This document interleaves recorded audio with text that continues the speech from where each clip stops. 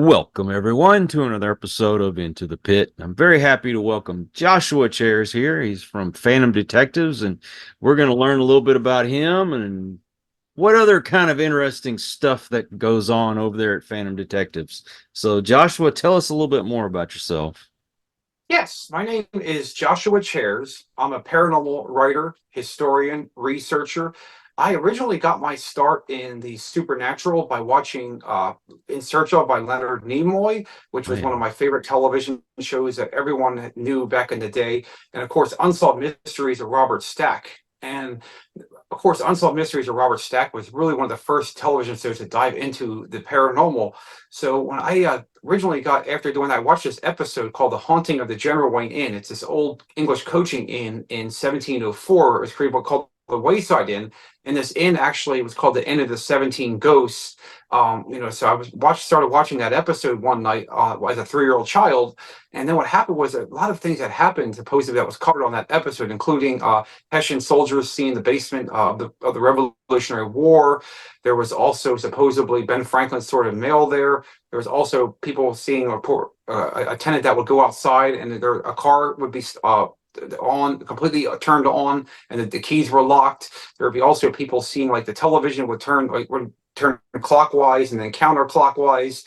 There was also reports of hearing voices. So this inn was very haunted.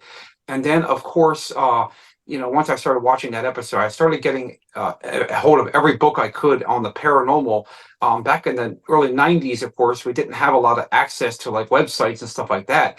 So I went ahead and just picked up every book I could by Dr. Hans Holzer, one of America's first ghost hunter. And of course, his legendary investigations with his trans-medium Sybil Leek and Ethel Myers. And Dr. Holzer, of course, was also the inspiration behind Ghostbusters back in the 1984 and the 1989 films. So the whole entire television series is inspired by Dr. Holzer's research. And then, of course, much like everybody, I started, diving into reading about UFOs as well. Reading books, hearing about Bob Lazar back in 1989 and Area 51 and the story that George Knapp broke. And of course, hearing this really amazing voice on the radio back in the 90s when I heard this name that says Dreamland with Art Bell, and hearing his show was really kind of unlike anybody that I ever seen before, and hearing him talking about time travel and ghosts. And I was hooked from the minute I found him on the AM dial one night. And as a kid, like, you're like just completely blown away at like some of the stories and things that he was sharing with his listeners. So I think combined with reading all the books and magazines, I think it wasn't really until 2002 when I had the opportunity to investigate the General Wayne Inn. I had my late mentor, Michael Lee Mayer, had a local Philadelphia team at that time. And she actually created an amazing quantitative analysis of the inn before she passed away. And I was in the basement area one day taking pictures with an old, just a standard digital camera. And at that time, ghost hunting equipment is not like it is now. You might have had maybe an EMF meter, maybe a voice recorder, flashlights, and maybe some dowsing rods, and just because equipment now is like really evolved, but the tech back then was real basic. Polaroid pictures you might have too. So I took a couple of pictures in the basement area and picked up these really weird green and yellow streaks of light. And then I went back and checked with the historians of the inn at that time, and then I found out that the eyewitness accounts of people seeing a Hessian soldier in that area matches, the pictures that I have. Like, you can really see some really weird things in them. And I took out the Kodak and different people, and unfortunately, those photos were, everyone looked at it and they said no reasonable explanation why those were there. And then, of course, in 2004, I went to Westchester, got my Bachelor of Science in Business Administration. And then, of course, all the ghost hunting shows started popping up on TV around 03, 04, Ghost Hunters. I'm friends with those guys from the Plumbers from Rotor Rooter. Paranormal State came out with, Heather Taddy, Katrina Wyman, Ryan Buell. That was a really amazing experience. And then, of course, Ghost Adventures came out. So all these television shows started popping up all over television. And then, 6 years later, I was really fascinated. One day I started watching this episode called The Haunting of Summerwind. And Summerwind, of course, is this old mansion on the shores of West Bay Lake, Wisconsin. And there I watched the episode. It was actually created by a guy named Robert, actually John, I can't remember his exact name, but John Frank, actually created it. And it was in basically Akron, Ohio. He was a real estate developer, and then he moved up to Wisconsin in 1914. And then he sold the property to a guy, a future U.S. Secretary of Commerce named Robert Patterson Lamont. And of course, Mr. Lamont had the place redeveloped from a fishing lodge into a mansion. And then he renamed it Lilac Hills. And then a lot of paranormal activity started happening when Mr. Lamont actually purchased the property. There was reports of people seeing a floating lady in the in the kitchen area of Summerwind. There was also people seeing, Mr. Lamont and told his servants, "Hey, grow up. There's no such thing as ghosts."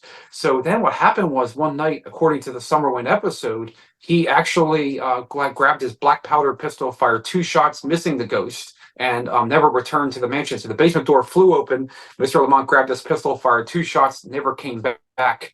And then what was amazing was a lady named Lillian Kiefer bought it in 1948 after Mr. Lamont died. So it went to her. And of course, over the next 20 years, she would have people buy it, and then it would go back to her.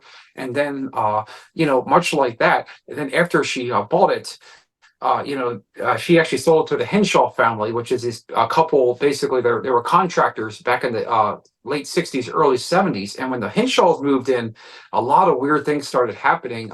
They had to nail all the windows shut. The windows would fly open on their own. There was also reports of people seeing disembodied voices, footsteps. And what was really weird was contractors would try to come work on the property, and tools would appliances would break down left and right.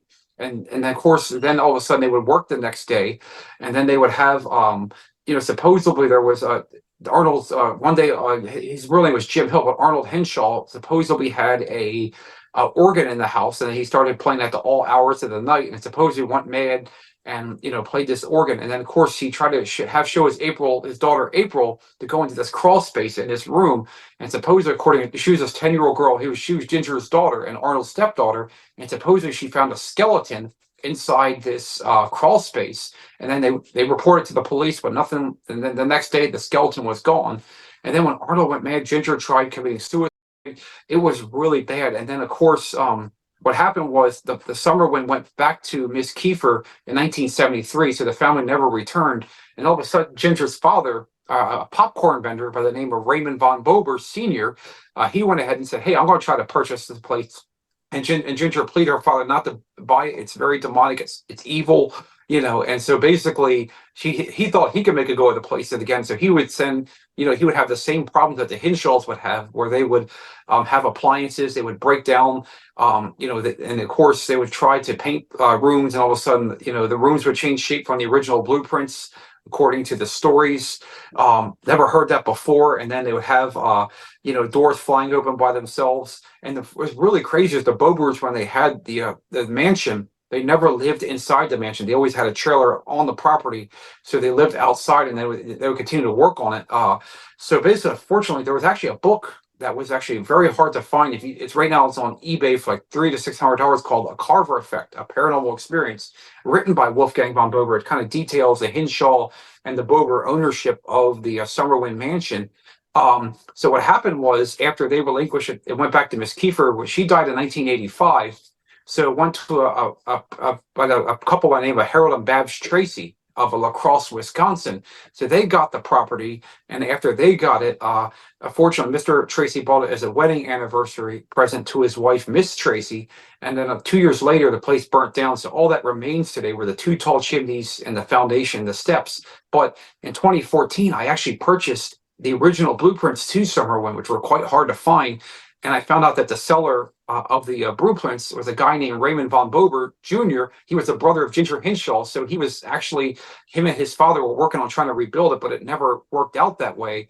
And then, of course, the Henshaws, when they got it, I seeked out a connection to the owners of the property, and I came across Wisconsin ghost hunter Craig Naring, and who runs the Fox Valley Ghost Hunters up there. And we created a Summerwind Restoration Society in 2014 to restore, rebuild, and relaunch. So we're trying to rebuild this old mansion from the ground up with the original blueprints. We just got to find investors, and that's going to be the biggest challenge, finding the right investors. And then, of course, 2015, I called one night and I started calling into the former producer of Art Bell's radio show. And he has a radio show out in Los Angeles. And I said, hey, would you be interested in bringing Craig, my friend Craig and Kevin? They were actually running the Summer Wind Project at that time on your show. And he said, absolutely. So he went ahead and brought him on. And then a couple of years later, I ended up booking his guests for his show. And then, of course, another staff member of Art Bell. So then I really became intertwined working with Art staff members on their radio shows, helping with the guests and, answering emails and stuff like that. So it was a really cool experience. And then August of 2020, I decided I'm going to start my own paranormal team. I decided to branch off because, much like you, I wasn't happy with how my old team was progressing. So I just said, you know what, we're going to start over. So I brought one of my old team members over to my new team, and I decided we're going to create business cards, where we're going to go ahead and have a logo designed.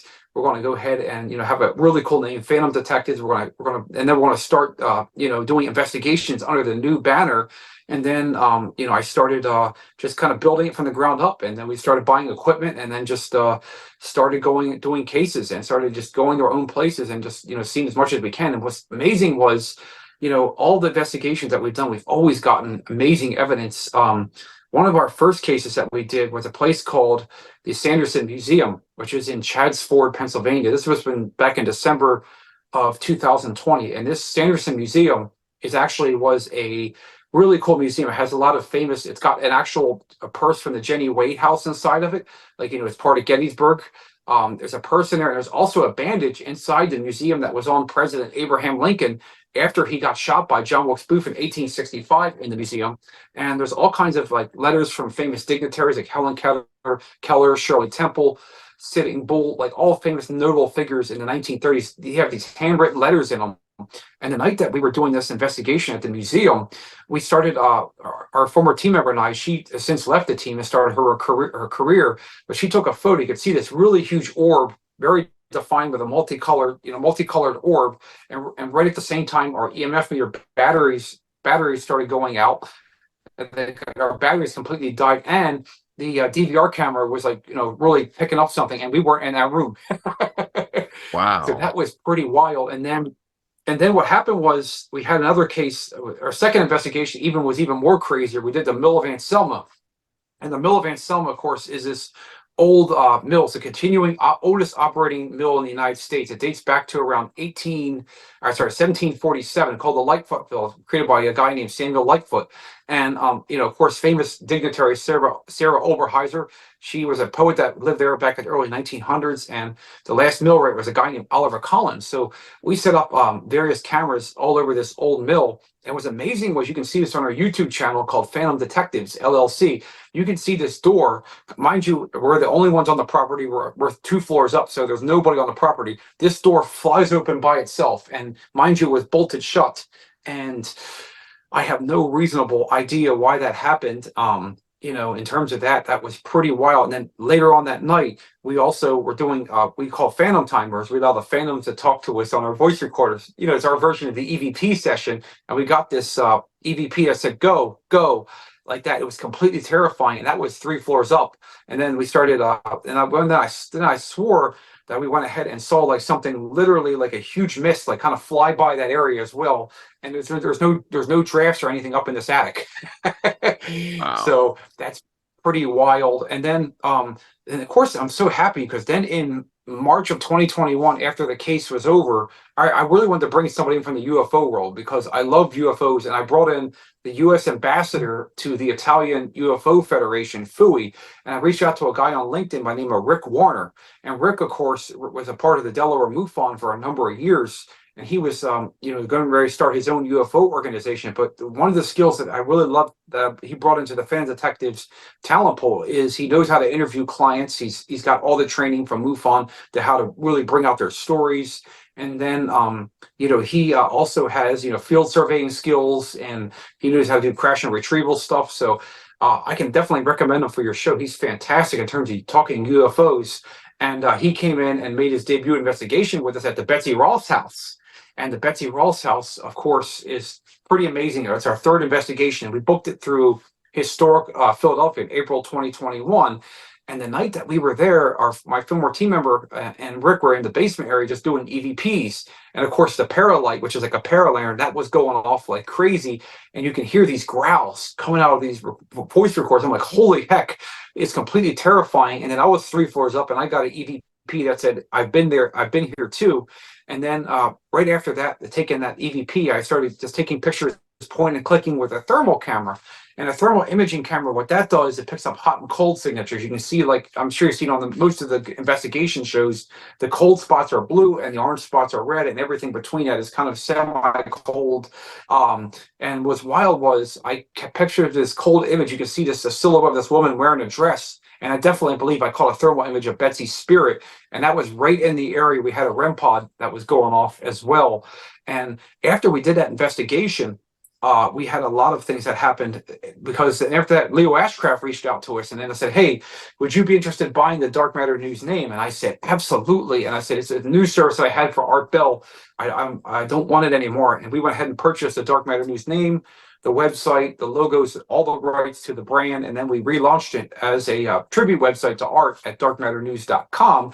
So we keep that alive. And then, of course, I was doing, at that time, I was taking mediumship classes with Cindy Kaiser from the Holzer Files, a world-renowned psychic medium. She's actually a protege of James von Prague, and she recommended one of her students join our organization named Melissa Ferrazano. And Melissa, of course, is a remote viewer. She has healing. She's studied advanced psychic mediumship under Cindy Kaiser, and Cindy recommended her. And I said, we don't have a psychic medium on our team, our investigation team. So I went ahead, brought Melissa in, and she has been absolutely phenomenal on every investigation. Like when she made her debut in Case 4, which was at the Selma Mansion. Selma Mansion, of course, was created by General Andrew Porter, who was a part of the American Revolution. He served under George Washington, and he was the great-grandfather of Abraham Lincoln's wife, Mary Todd Lincoln. So Mary Todd Lincoln would shop in Philadelphia and visit her ancestral home in outside of Norristown a lot of times. So when Melissa actually worked there, she said, Josh, I'm sensing a connection to Lincoln. Lincoln, what do you know about the connection to Lincoln here? And then I would just let her walk through the house going blindly, and then kind of slowly I would kind of feed her little tidbits of information. And then she picked up on this servant lady that was supposedly very welcoming on the third floor. And then, she went ahead and started picking up that connection. And we actually created we call it a thermal image of a woman in a dress in the kitchen area that definitely matches the apparition of the servant woman. And then, of course, Rick, and up in the third floor, supposedly we had a guest investigating her. Her name was Ashley. She was there with us hanging out, just doing part of the investigation. And up in this third floor doll room with the Selma Mansion, you started seeing like the K2 meters were all going off. We have a static electricity meter that was going off. REM pods were going off. And the minute I went up there and I saw all three of them that were doing the investigation up there, I was all the way watching the command center, the TV, and literally you can see this little cabinet, like bolted to this wall, fly open. I have no reasonable explanation why that happened. And we caught a lot of evidence on that case. And since then, we have gotten so much evidence on every investigation, and it's been an unbelievable journey. Wow. Your psychic medium, you said her name is Melissa? Melissa? Yep. How did you know she was the real deal when you brought her on the team? Well, not only from like knowing that, like basically some of the things that she's been able to capture, but because she was recommended from Cindy Kaiser, and I trust Cindy's opinion with my life, because Cindy, like to me, like if she's going to recommend one of her students like that, that comes with the highest esteem. So when Cindy had recommended Melissa to join us, I was absolutely blown away because I'd given her no knowledge of any of the locations, and that's why I put her abilities to the test on the first case. And she went in blindly, and she picked up numerous things that were spot on with the history. I told her nothing at all. So when you can go in and you can use your equipment, and some of the words that was picked up on our ovulus were matching what her impressions, that to me is a strong correlation. When you can use a piece of equipment like the ovulus, which uses the EMF fields to generate words and responses, and they match some of her readings, that to me shows that she definitely is sensing something, and I think that there's what they call it for psychic mediums. There's three type of clairs, which is a clairvoyant, which is someone that can see the dead. There's also called a clairsentient, which is they can sense the dead. And there's also a I think it's called, clairaudient, which it can hear the Yeah. dead. So Melissa is definitely someone that can, she's a clairaudient, and which is really amazing. Is after I put her abilities to the test, like she has been absolutely spot on with everything. And she's also taken on the role now of case manager with us now, where she's kind of like our Donna LaCroix for TAP. She does all the bookings for the investigations. She'll get us out, and she'll confirm the date and time. And of course, instead of meeting with the client in person like other teams do, we actually just do it over the phone. It just saves from gas being like $3 or $4 a gallon right now, instead of having to drive all the way there, interviewing, come back. We just interview them over the phone and just get their permission to record the interview. And that's where Rick is able to draw out their story. And then from that information, we can determine if the case is warranted, because we have our own like case management system now, where if people want help, they have to go to the request help tab on our website, and it'll take you to a dark matter news form. You have to fill out the form. Then it goes to Melissa, and Melissa will share it with the team, and then Rick will decide whether the case is worth taking on in an interview. And based on the interview, we'll decide whether we set up our equipment. And of course, we'll set up and then set up 4 DVR cameras, EMF meters, voice recorders. We'll do like dowsing rods. And which is amazing was we have our own version of the Estes method, which is seen on many of the paranormal investigation shows, but we've made it better. What we do is we take Melissa, our psychic medium, and then we put earphones on her. We put these really cool Gansfield style goggles on her. They're kind of really cool. They're from like War Party Paranormal. They're a new kind of like we used to do the blindfold, but we put these new Gansfield goggles so she can sense things. And then what we do is we add EMF meters. We also add voice recorders, and we're scanning the AM FM stations. We're also adding more layers because we improved the Estes method with that version. And we just picked up the PSP7 Pro, which even has temperature on it. It has more additional motion sensor on it. So it's got like little REM pod lights on it now. So we went ahead and improved. So that's the one version we have. And then we have another version where we still scan the AM FM station, but this time we also have Melissa use a scrying mirror. After we do that version, we have version 1 and version 2, and she's able to tap into more energy by holding crystals and using a scrying mirror. So it's really cool. We've came up with things that are never done before in paranormal investigations that are unique to us. Right. Which equipment do you feel is genuine and others are just kind of for show?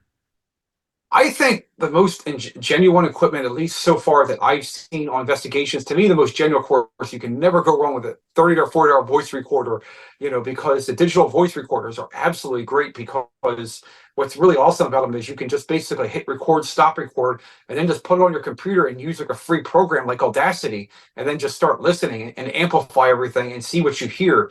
And if you hear like certain words, to me, a digital voice recorder is one of the best things that you can get. And there's also this new product from North Canton Paranormal Detectives they're called lighted dowsing rods. They're electric. You can literally change the lighting on them like at will, like change it from orange to blue to green. Because we film a lot in 4K, and so we do a lot of our filming ourselves for investigations. So they work really great because Rick is like holding the dowsing rods. He's perfectly even. He's gotten really in tune with them. He's holding them steady, and you can see them when they're pulling apart for no, and when they're crossing the rods for yes. And mind you, you can just make a pair of dowsing rods out of a pair of coat hangers for like $10 at a local, buy a couple at a local thrift store and make your own versions of them. But the lighted dowsing rods are great just because they're great in the dark. They work really fantastic.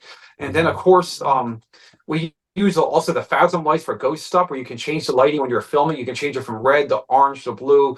There's also we use night vision a lot of times. Of course, one of the best pieces of equipment that we love is a security system. These work phenomenal because you can set up 4 cameras in different places. And what's awesome about the setting up a security camera system is that if you're not in a room and a piece of equipment goes off, you can immediately go right to that room and pick up where the activity is at. Or say, for example, you see something moving, or we picked up some of our best EVPs, spirit voices, on the DVR camera. It's constantly running.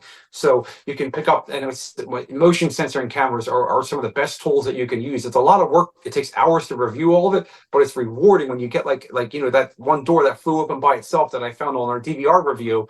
So that's, to me, the security cameras are great. Usually we use 4, and probably when we start getting the larger locations, we're probably going to need like 6 to 12. But I think just the 4 standard one, and they can use and of course, some of the other pieces of equipment I recommend, of course, is much like the other ones. Of course, the Paranormal Puck 2 is really cool from Digital Dowsing.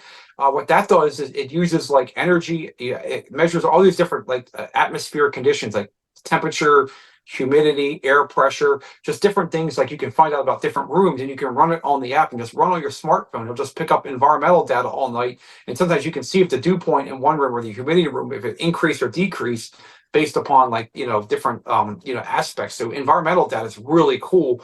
And then of course the paralanterns are really cool. You can set those up. They're like kind of like little EMF meters. You can just use them, like you can move them anywhere. They're really great. And of course, REM pods, you can never go wrong with them because, mind you actually have to physically go up to them for them to light off. And Yeah. they're some of the most simplest pieces of equipment. And of course, we use a laser grid light. Like, they're great because especially if you aim, if you know there's a lot of areas where shadows are, you can set that laser grid light right on that area. Sometimes you might see like a shadow or something come by it. And of course, thermal imaging cameras, to me, are amazing. If you know how to really look at, interpret everything, because you have to be very careful, like making sure you don't see your reflection in the mirror, because you could think that's a spirit, and all of a sudden it's just you basically. So that's why thermal imaging, just try to, being like, take it like when rooms are unoccupied, like, and then just try putting your hands on like sinks and stuff. You can see what your fingerprints are. And I remember watching an old episode when Katrina Weidman was with Ryan Buell on Paranormal State, and you can see this clear hand basically on this wall, but mind you, it was a cold hand. And then Elfie, of course, one of Ryan's former team members, went up to the wall, and you could see like her hand versus the other hand was like 3 times the size of her hand. And mind you, that nobody was put their hands on that wall. See, so basically you can see heat signatures, but the thermal camera is great because if you pick up cold signatures, I've talked to a lot of experts in the field, it's probably something paranormal, especially if there's no reflections or no, ways that your shadow could have been casted, onto the thermal camera. So thermal imaging camera works really good.